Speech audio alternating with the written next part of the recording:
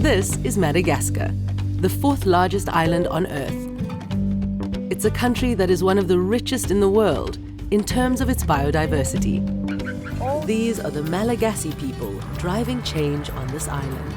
This is Inside Africa.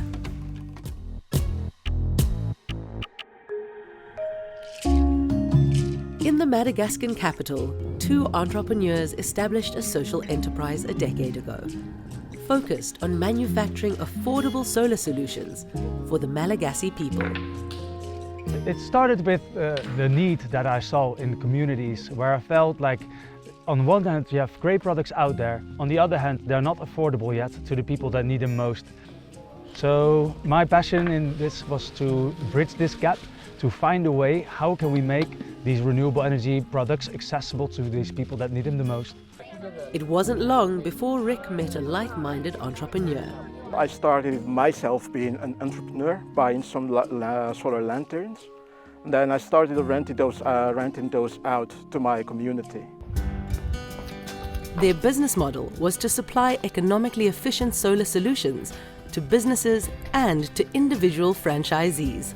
The way we done that is by installing solar panels and usually with entrepreneurs that then will be empowered to deliver renewable energy to their customers.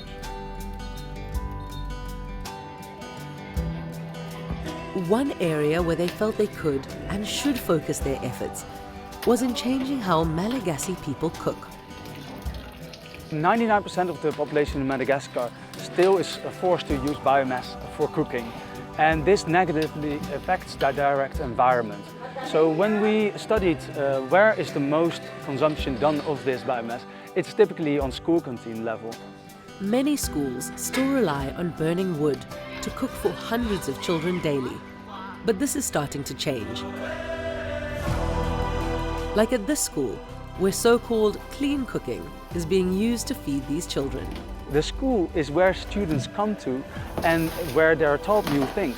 So what better place to be starting a new way of clean cooking that doesn't require any wood, that is safe for the people that use this, and that is better for the environment.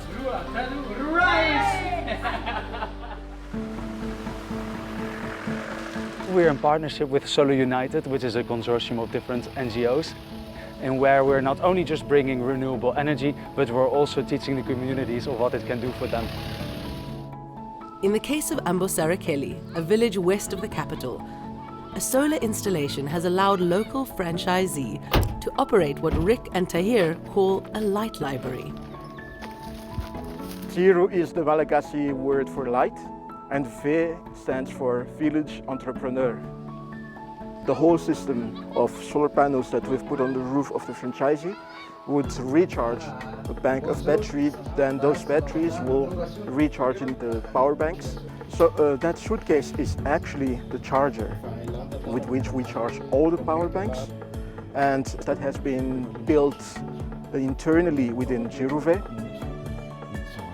If you put it in perspective, the solar system that we're talking about would be of the same size that a household in Europe would use.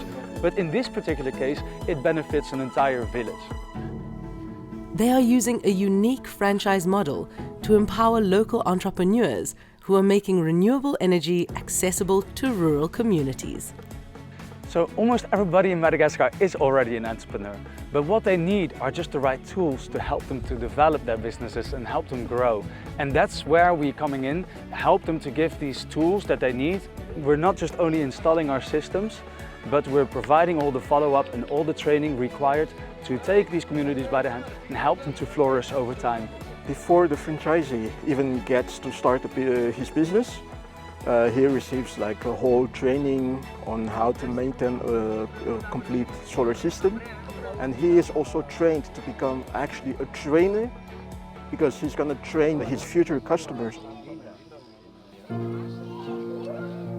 Bringing this technology to rural schools is giving these children a chance to utilize technology previously inaccessible to them.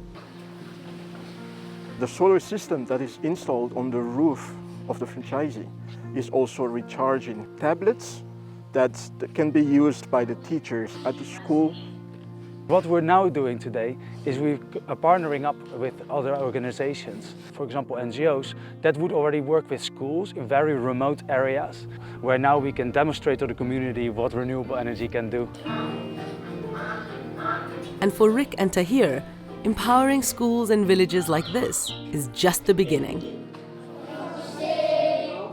Personally, I believe where development starts is at school, so we should start there. On top of that, there are also people not at school anymore, but they are like in their heart real entrepreneurs too. So we will find more of these people, start new businesses with them, and reach out to more communities all over Madagascar. When you see children for the first time being in contact with this new type of technology that instantly creates an impact within their lives, and be able to kind of create those opportunities so they can become the future leaders of this country, that to me is actually what this is all about, and makes me really fulfilled about the work that we're doing. We're not alone in this, we really are doing this together, and that makes me really hopeful and excited for the future.